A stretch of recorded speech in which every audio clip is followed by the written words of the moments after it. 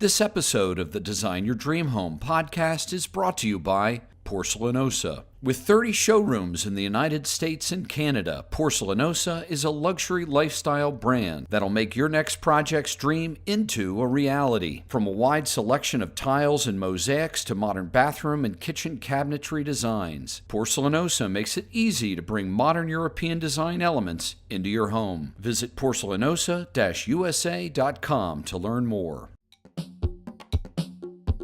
You are listening to the Design Your Dream Home podcast with Doug and Steve. Doug and Steve are architects, and they're here to help you design your dream home. Well, I'm really looking forward to today's podcast. We've tried to get Lee Calisti on for a bit, and we've got him today, which is fantastic. He is a Pittsburgh-based architect, graduate of Kent State University, where he won the AIA Medal of Honor as a top member of his graduating class. After being in practice for about 12 years, he began teaching at Carnegie Mellon, which is a fantastic school in Pittsburgh. This experience allowed him to draw upon the energy and methods inherent in the studio environment to use as a tool in his own office. Lee's design process is not driven by style, but by an analysis and interpretation of the client's needs through consideration of the site, program, exploration of space, materials, and creative ways to meet the budget. Lee is active in social media as an ardent promoter of the profession. You can read about this in his well-known blog, Think Architect, and hopefully Lee will touch on this. And finally, before I introduce Lee, I love this first line in his office website. It says, Lee Calisti, AIA, simply loves being an architect. So Lee, welcome to our podcast. Thank you very much. It's an honor to be here with you two. You'll have to explain that first line. I love that line. It's just it's such a direct kind of statement. You don't hear architects really say that. Tell us what you mean. Well, that's an addition that I included in the past year or two after years of social media and talking with architects around the world, mostly around the country, but around the world. And there's obviously a lot of chatter about being an architect and what's good about it, what's bad about it. And I realize that I am privileged or fortunate or blessed that I get to do what I've always wanted to do. There's no perfect scenario. There's no perfect practice. There are rainy days and there are sunny days, but at the end of all of it, to sit back in my office and think, wow, since I was a little kid, I wanted to be an architect.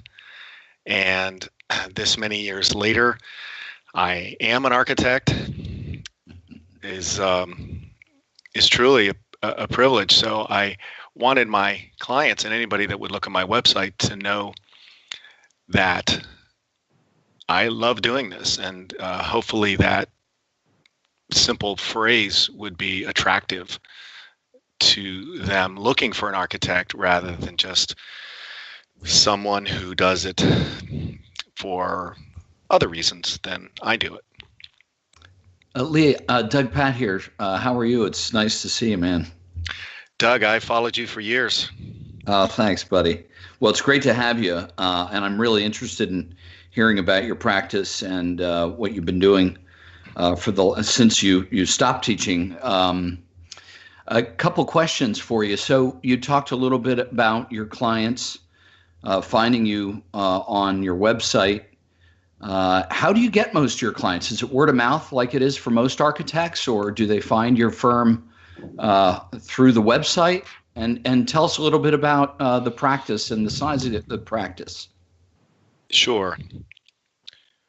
Well, oddly, this week, I was just getting ready to write a post on my blog, thinkarchitect.wordpress.com.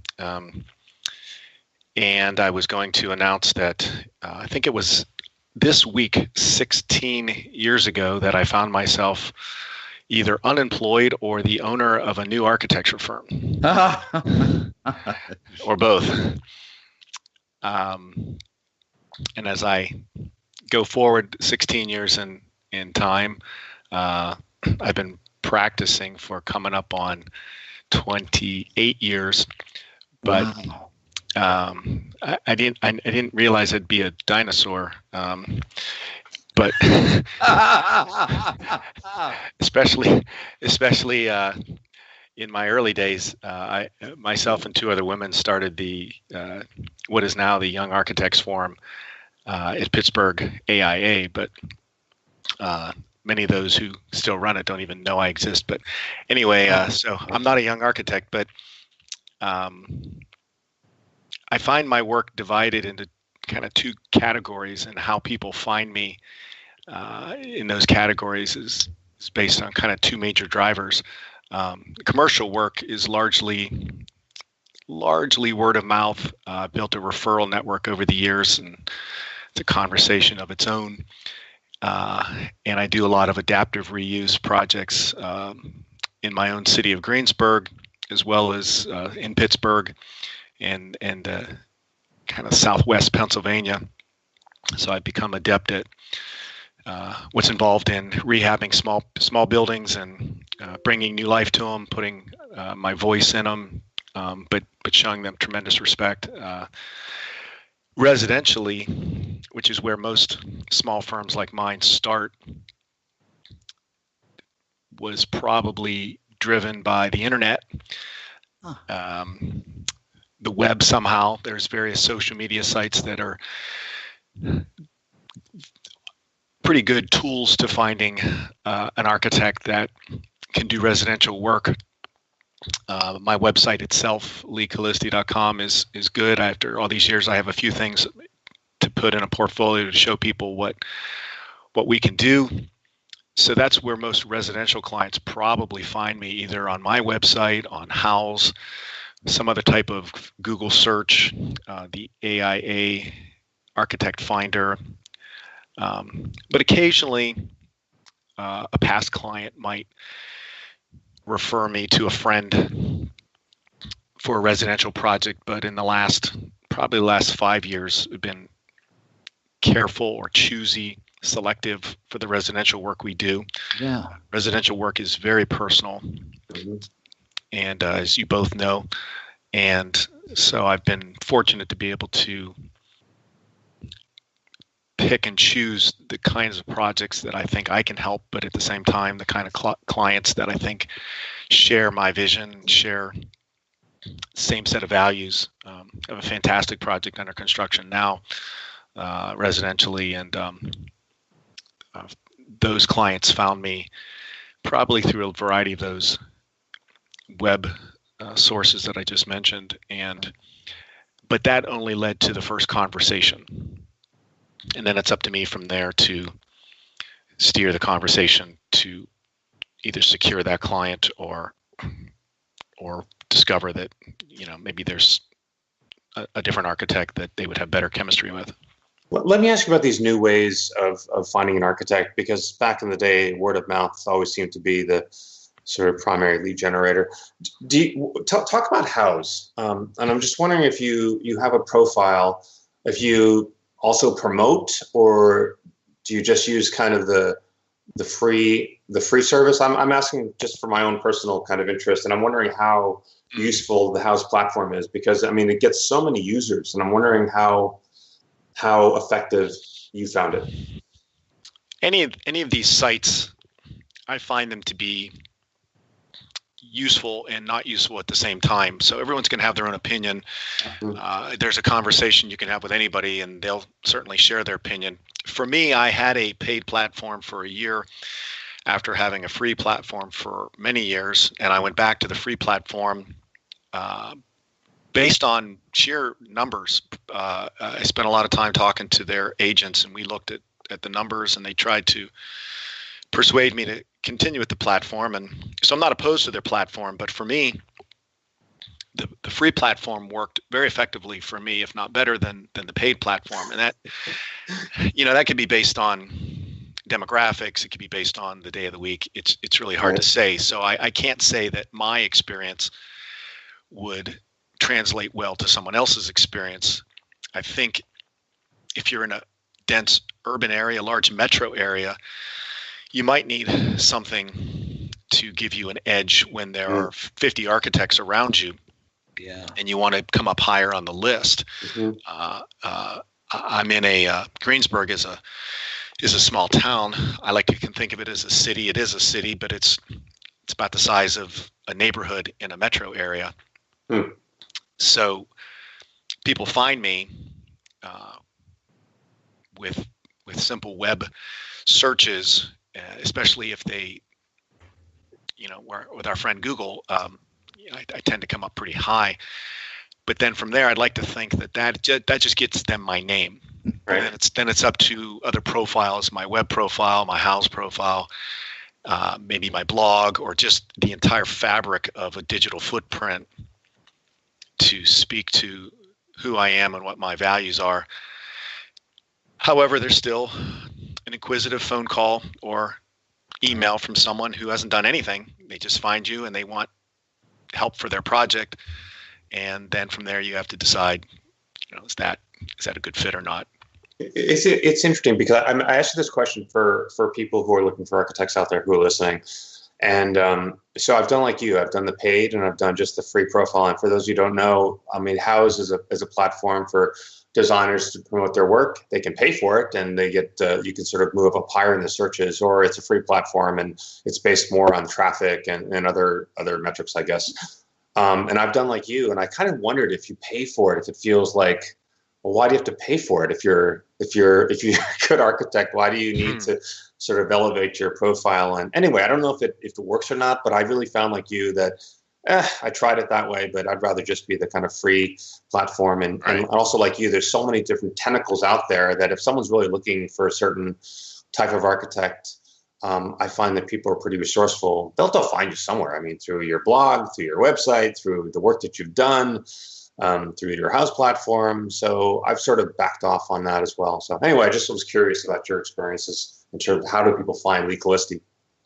Well, and again, I think it can be a good tool. Like anything else, it can be used in a way that architects would not prefer to be used, but we have no way to govern or police that, or nor should we or want to police it that way. But since I don't do as much residential work as some architects do, my profile size on that particular site and the refresh rate of new projects is much slower than maybe other architects who have all residential work or doing 4 or 5 houses a year or whatever their case may be. So mine show up maybe 1 a year or something like that. But I try to at least post something that's quality, so that way if someone sees that, it's either their thing or not their thing, and go from there. It's also an effective tool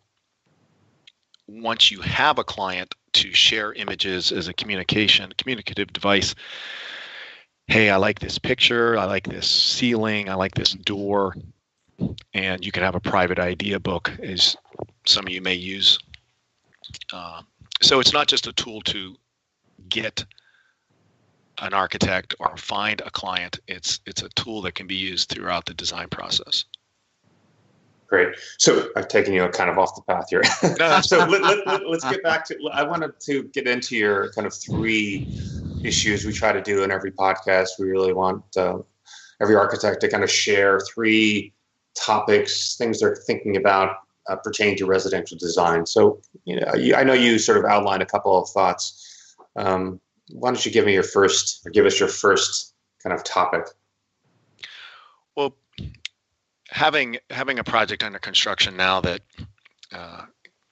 is an addition and a renovation to a house that was built in the 1920s, most architects love the conversation of how does one add on to a house that has a distinctive character to it already, and how does one blend, whatever type of verb you want to use. I like the word blend.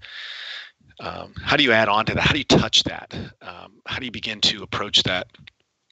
And I would imagine every edition that I've done, the client has said, I want it to look like it was always there. And then I begin to correct them and say, well, can I ask if it should look like it belongs there rather than it was always there. Those are two different subjects. And most of the time, they will agree. They just don't know how to phrase it or how to set up that narrative. So we begin to talk about the idea of blending versus the idea of mimicking. And they tend to get it from there. If you've gotten past the gateway that you're a good architect for them and they're a good client for you, then they'll appreciate the sense of you designing something for them that will blend with their current home. But some initially take the position that you're going to somehow clone their house. You're going to somehow extract DNA from their original house and inject it into this new addition, and it's going to be an appendage that was part of its original pattern. And then you have to open up a conversation about why that may not be a good idea, and why you have some other ideas that could be beneficial for them.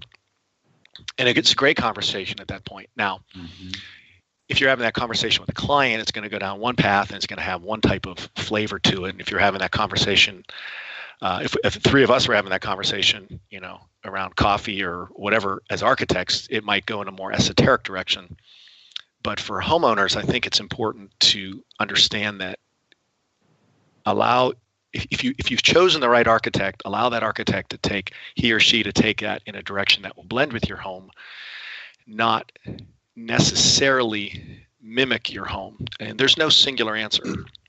So where it goes from there, this particular project we have under construction, like I said, the client specifically came and said, we see you do very contemporary work, very modern work. We want that.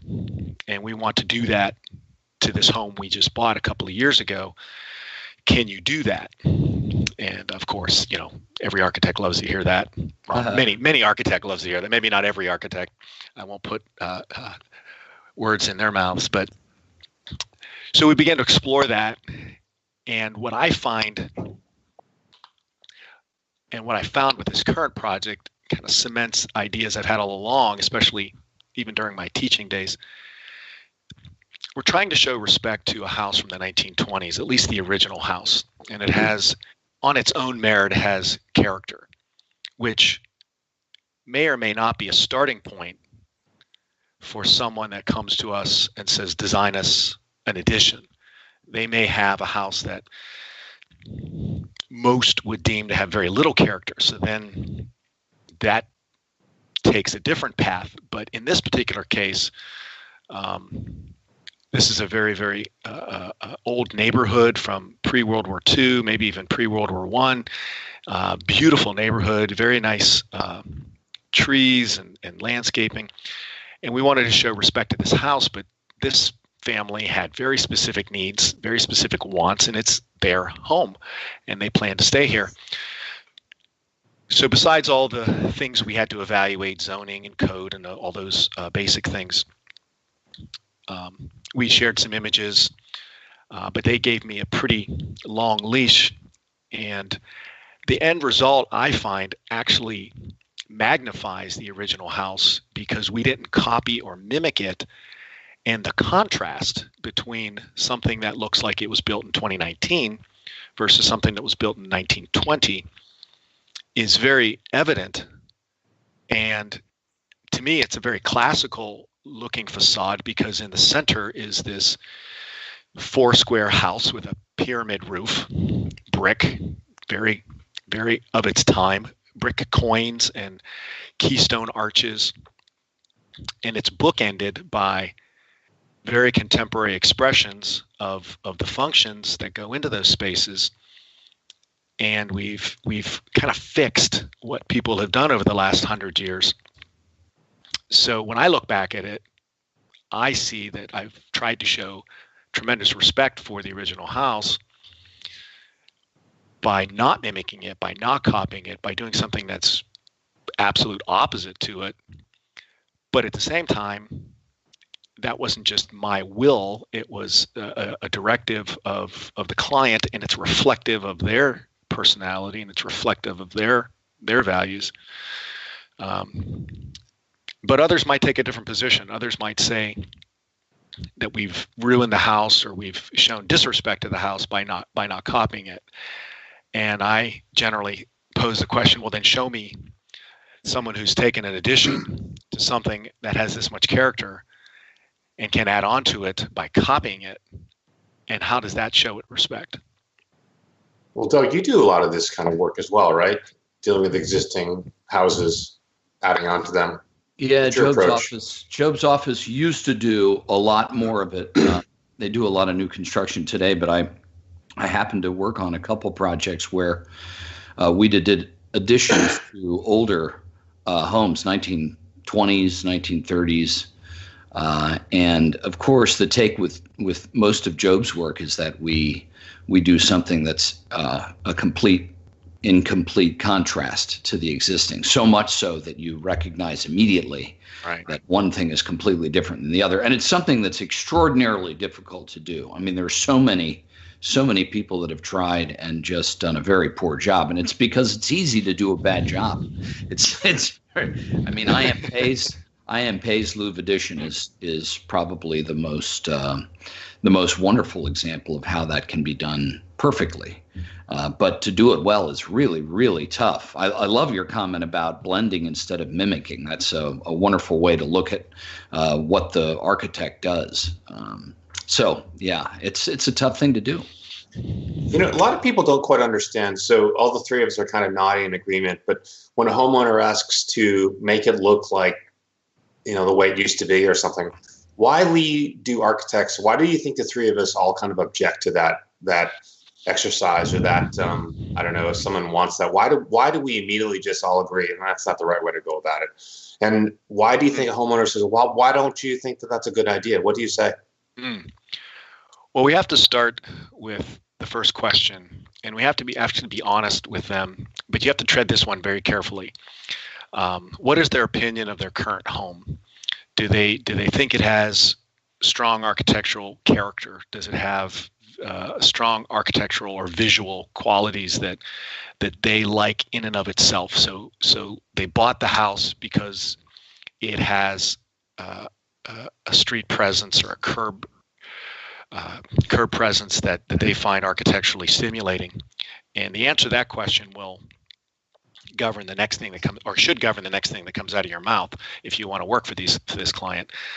If they find the house very architecturally appealing, then you want to explain to them that you don't want to take away from that. You want to show that, you want to highlight that, you want to show that respect. So where you touch the house, how you touch the house becomes really important from there. And I can give a story on that just a second. If the other answer is, well, we bought the house for this reason or that reason, but we're not that fond of it. We don't hate it, but we're not that fond of it. Then you might say, well, look, I don't want to add more of something that's very insipid or bland or not of architectural value. You don't want to pay a designer to give you more of what you already have when you don't already like what you have. You don't need a bigger plate of a type of food that you don't care for. You're not going to eat what you already have. So let's think of another way to address that, and maybe it sets up a future renovation where they might alter the part of the house that's not touched. It might set up a conversation for, well, in 10 years or 5 years, you might change the siding or the windows or the roof line on the rest of the house to match what we're doing today. It's not an easy ground to cover, and you have to do it very carefully because it does play into their own feelings of the house. Years ago, one of my first commissions when I started my business in the end of 2004, but definitely in 2005, I had a couple come to me and they wanted to add on to a house that she had inherited from her late brother. He had died young, and she had a lot of sentiment towards the house simply because he built it. Now, it was a very simple house. It was a shed roof, cedar siding house. Didn't really have strong character. didn't even have a front door, but her and her husband wanted to expand it, and it haunted me. Here I was teaching. I was very much in academia. As she spoke about it, she didn't have strong feelings about the architecture, but she had strong feelings about the house because it was her brother's. And I could see the tears in her eyes as she would talk about her brother. And I thought, how dare I touch this house? How do I show respect for her and the memory of her brother by touching this house? So, like any architect, we tried a few paths, and the first things that I tried and the few ideas that I put on sketch were horrible. But I tell everybody, even when I taught, you're going to have those, so let's just get them out of the way. Let's not try to avoid the horrible or the bad ideas. Let's just do them, get them out of the way, learn from them. And then it hit me at one point when I was talking about touching the house, and I know that's an anthropomorphism, but I thought, I'm not going to touch the house. It seems so simple, but it took weeks to get there. I'm not going to touch the house. So once we analyzed the site, and we analyzed the sun, and we analyzed the wind, we did all those kind of passive things that architects ought to do, and we looked at the site, we looked at this, we looked at that. We added onto it 8 feet away. And the only thing that touches the house is an 8 foot wide by 8 foot deep link, single story. That's a gap between the original house and what we added on. And what was fantastic about that opportunity was it became the front door. So there's this metaphoric and symbolic, either one, connection to the home, but it set up an axis that one enters between the original house of her brother and the addition that her and her husband created. And it's actually a functional break between the living areas of the house and the private areas of the house where there are bedrooms. So you enter between these two zones, and you either go to your left to go to the living spaces, or you go to your right to the sleeping spaces, which again, as an architect, that's a thing we love to talk about, that axial break between program. But for her, it was a symbolism that her brother's original house is over there, and what her and her husband did over there, and she's not doing anything but honoring the memory of her brother by leaving the original house. Now, we reclad the house because it was in need of new siding, but we didn't change the windows. We changed one window. So we showed respect and honor for his memory, but never touched, if you will, the house. And it seems so simple, but it didn't come for weeks. That project is on your website, right? It is. It's called the Armburst.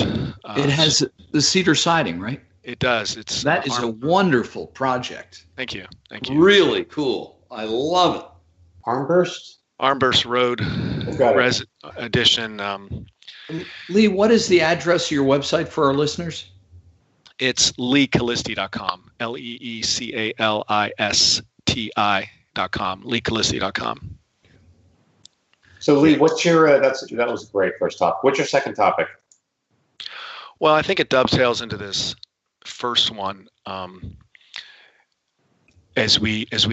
As architects touch and add homes and alter them, we find that our culture in America, at least in the United States, is very transient. And one of the things I think that frustrate architects when we're trying to do design and how decisions are made is people think in a very temporary fashion, and they tend to be very concerned about the next person that owns the home.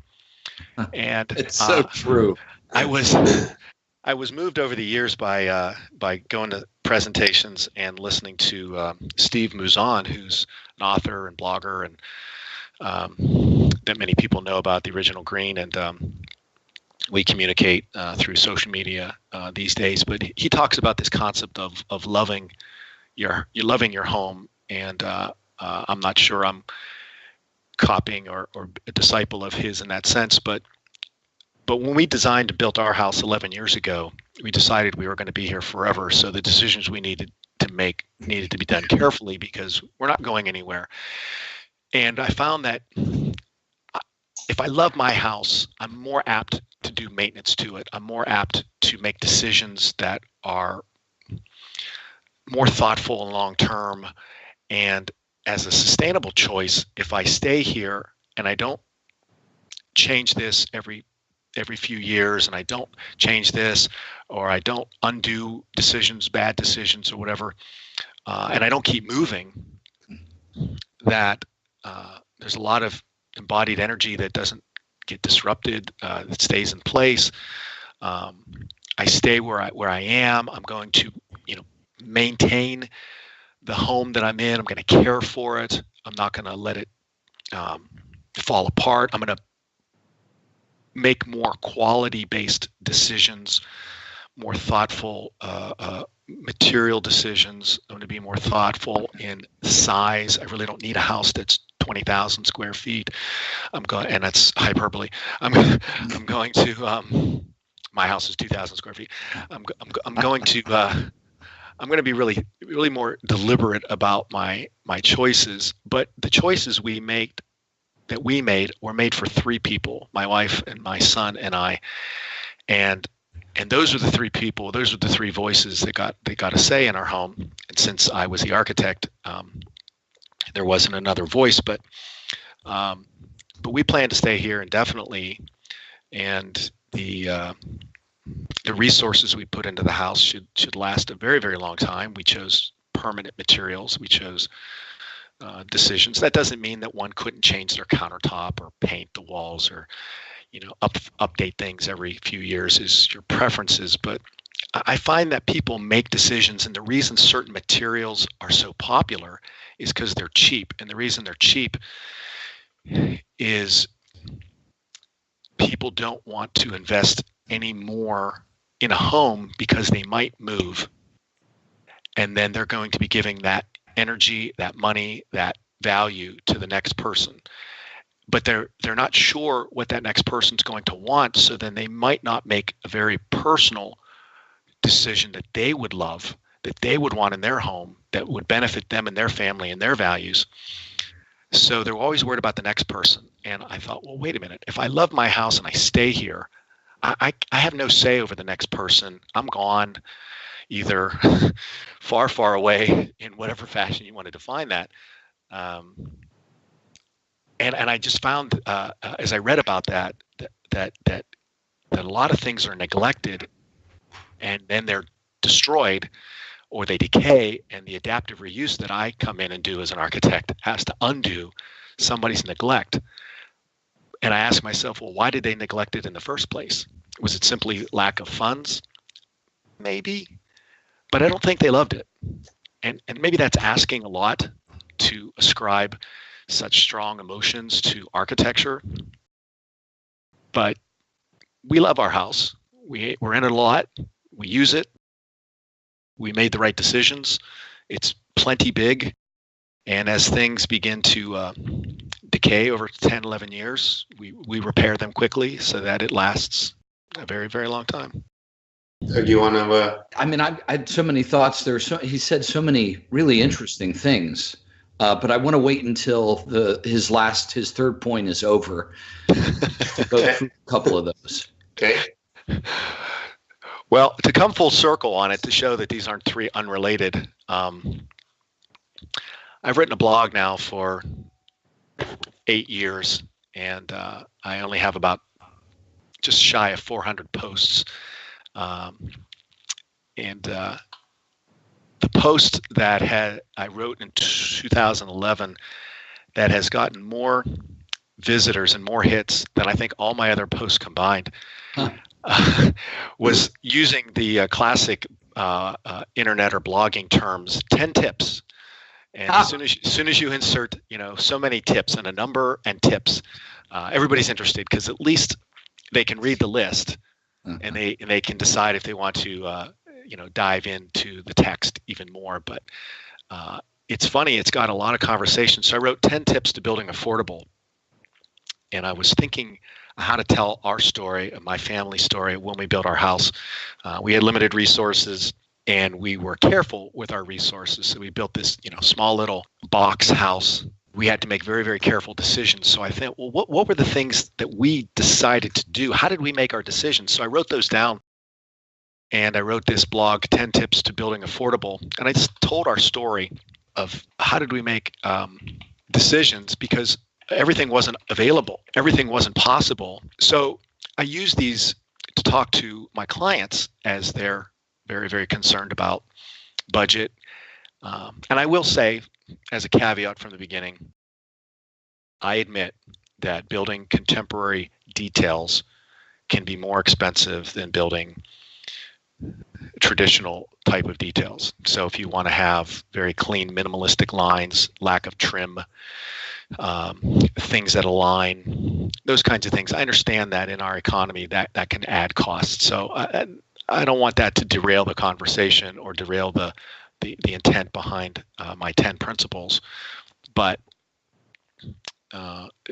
people have resonated with these and have communicated for years on them. And again, the first one is obvious, but the first one was keep it small. That you really don't need that much house. I went to do an addition years ago for somebody, and I said, look, you have a big house, and I know you want to add on, and I want to add on for you, but I wanted to say to them, I really don't think you need an addition. I think you need a maid. But that comes off as being rude, and that's not very professional. So they did add on with someone else years later, but after I proposed an addition. But I wanted to tell people I may have posed that in a very professional and a very kind way, but when I came out of school in 1991, I was fascinated with how small can I build a house. Now, I found that there's a limit, and I'm not talking about the tiny house movement right now. That's a different animal. But for us, we found the size that was good for us, that could also contain my office. We could have built slightly smaller. There was a point of diminishing returns at some point that the function of the house begins to fail before the savings catch up to it. So there is a sweet spot there. And I'm not here to judge, square footage and how big anybody's home is, but well, I am. If it's 20,000 square feet and there's three of you, I'm going to ask a question, but hope you don't get bad email for that one. But so that 2,000 square foot was good for us. But the first thing we can do to control costs is just to build small, and there's 9 other things that play into it. And so all these 3 things, all these 3 ideas, blending, loving, and building affordable, are always in the front of my mind when clients come to me. How do we add on to this house? What do we do? It's so interesting because sorry, Doug, I just wanted to just a quick question or maybe a thought. Just if I think back to the past couple of guests, we have someone who's doing, extravagant houses for tech million and billionaires in Austin. And then we have someone who's doing houses for Frank Sinatra and movie stars. And then we have Lee Calisti. It's amazing to hear the kind of the different architects and the kind of focus that they have. And I really admire, Lee, your project, let's say, and trying to find ways to, bring architecture to more people, I think, and by being smart, by sort of understanding the problem, by thinking that, because there's not a huge budget doesn't mean we can't be clever and creative and still create something very beautiful. I admire that. I find it more difficult when obviously there's more, maybe there's less budget or there's an existing site, existing building. It's a lot easier when they have a blank slate and a lot of money. I don't know. To me, it's easy. I don't really find that to be as interesting as that when there's so many more obstacles, and you need to be so much, I think, a stronger designer when you have all these challenges in front of you. So I really admire your project. Thank you. We all like those big projects, the ones with endless budgets. We love them in the magazines. We hate them at the same time. But I haven't had too many of those or any of those, to be honest with you. Mine have always been very, very tight, and I've had to, make a gourmet meal out of rice and beans. Oh my gosh. That's a line from a Rich Mellon song. But the question comes back to how good am I, or how good are the two of you, or how good of all of our community of architects out there if we put more restrictions on you, you can't use that material, or the building can't be that big, and you have to solve this programmatic relationship, or this functional relationship, or how it works, but you can't make it any bigger. So then how do you really look at solving something? And is there a facet of the project that you haven't considered? Can you explain to your client that you may have to do a little bit more surgery to make this project work, but it'll be much more valuable when you can't add on any bigger? And like I said, this project I referenced just a few minutes ago, we were bound by the zoning setbacks, and they did not want to apply for a variance. So we had to work within this imaginary boundary. When you're on site, that boundary doesn't exist. It's not a physical thing, but it's a legal thing. And the client said, no, we're not going over that line. Make it work. Yeah. And the funny thing is went back to the drawing board, and the final result is better. It works better. Yeah. And that seemingly arbitrary, non-physical limitation caused all of us as a team, my client included, to sit down across the table from one another and just work through a better solution. And if we are clever, as we dream we are or claim to be, then you're right, Stephen. We do have to find that solution that is more difficult. There's another roll of trace involved. There's another few hours involved. It's disappointing at times, because sometimes we envision, oh, this would be really great if we could just use, some faraway material, whatever. But what happens when that's just not an option? Can you truly be clever, creative, gifted, talented, or just lucky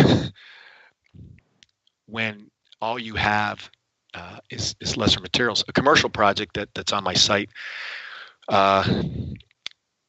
that we were tight on budget, and the client said to me, the client was also the landlord and the owner of the building, but the tenant was also a client sort of earlier, and he said, look, we have to use inexpensive materials, and any processes of fabrication have to be able to be done on site.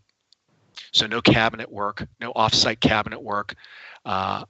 Someone has to be able to do all your details with hand tools, power tools on site. So I thought, wow, is that a dare? And we made it happen. It was a lot of fun. And I think that's when we as architects hopefully enjoy the process more, because you have to dial down a little bit harder. And I would say to homeowners out there, challenge your architect, push your architect, have her dig a little deeper, have him try a little harder to come up with a solution. But as a homeowner, you have to be more willing to accept that a lesser cost solution shouldn't try to fake the appearance of a more expensive solution. So if you are into heavy wood paneling and crown molding, and that is your thing, that's fine. But you're not going to be able to do a good version of that with cheap materials. So maybe you need to find a different aesthetic that celebrates a lesser cost material. Maybe it's just plywood with some screws or something like that, and embrace the beauty of a different material, and ask your architect to pursue that rather than try to fake everything, and which is a whole nother conversation. But again, I think that gets back to building affordable, but also loving your home. There's certain materials that I've written about that I just really don't like. and most architects don't like them either, but the general public doesn't really care if they like them. They're affordable and they use them, and they kind of are ambivalent about it. And so can we be more clever with different materials? But I think homeowners should at least allow their architect to explore where those materials could go and how it could be a really wonderful experience in their home, instead of mimicking the look of something that has to be done in very expensive materials. Wow. So Doug, that's his 3 points. Do you want? I know you wanted to ask a couple of questions to Lee. I'm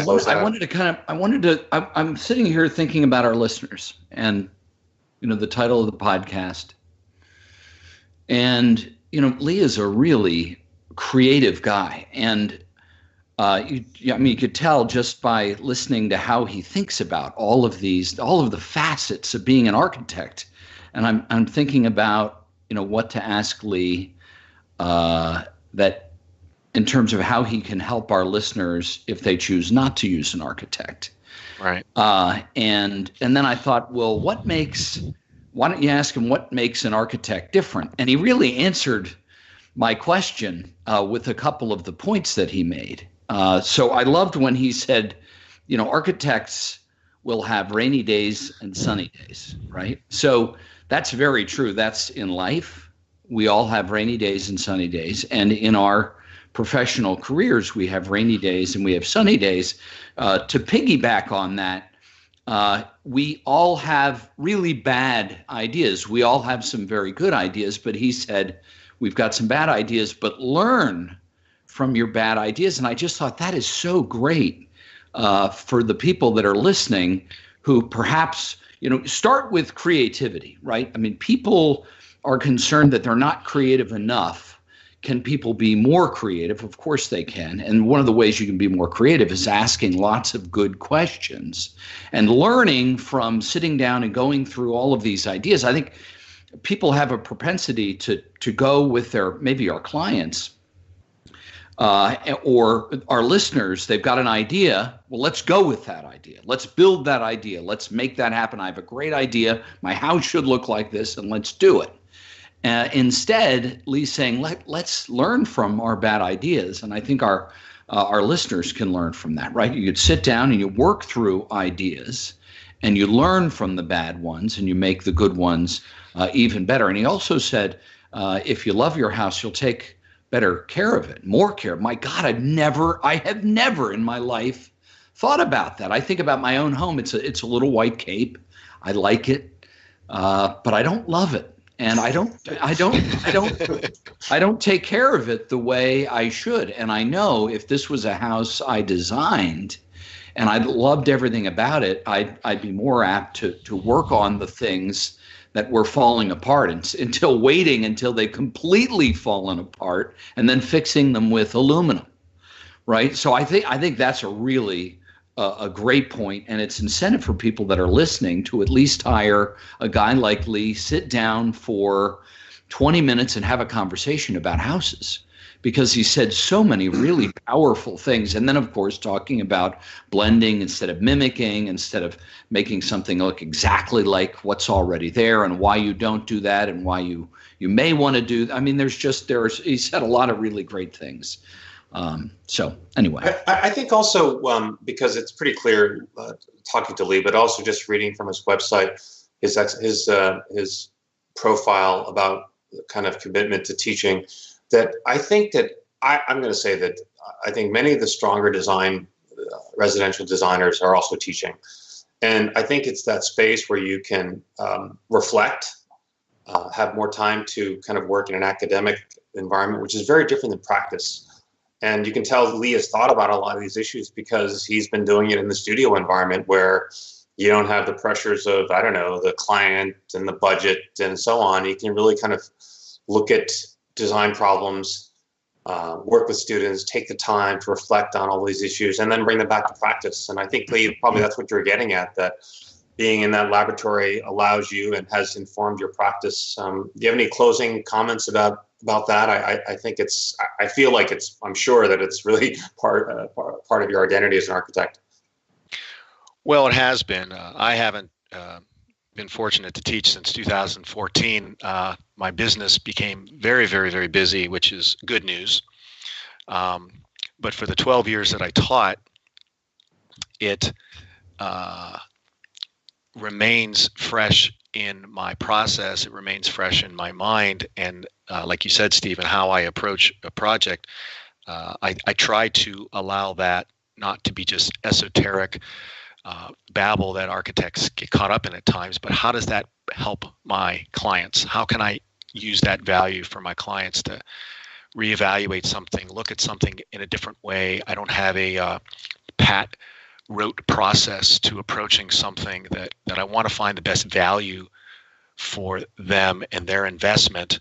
And I think that studio process, that at least a good part of the studio process that we either know from going to school or from teaching, brings that fresh, because practice can cause us to be pure pragmatists, and we need to get it done, and there's time and money and schedule and all those real things. But if someone's investing in their architect, which obviously, whether it's a 1 hour consultation like Doug was referring to, or whether it's a full-blown services or somewhere in between, that value is given to the client if you think that way.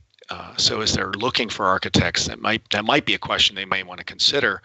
At least if the architect, if she's never taught, at least can she think that way? Does he think that way? How do they approach those problem solvings, so that, again, it isn't just a trophy for us or just some empty arca speak that we use, but real value that they become the beneficiaries of. Hey, Lee, this has been fantastic. It's coming up to an hour now. We've got to let you get back to work. Do you have you want to share some websites and also a way to get to your blog? Because I think that would be really interesting for homeowners to take a look at. Thank you.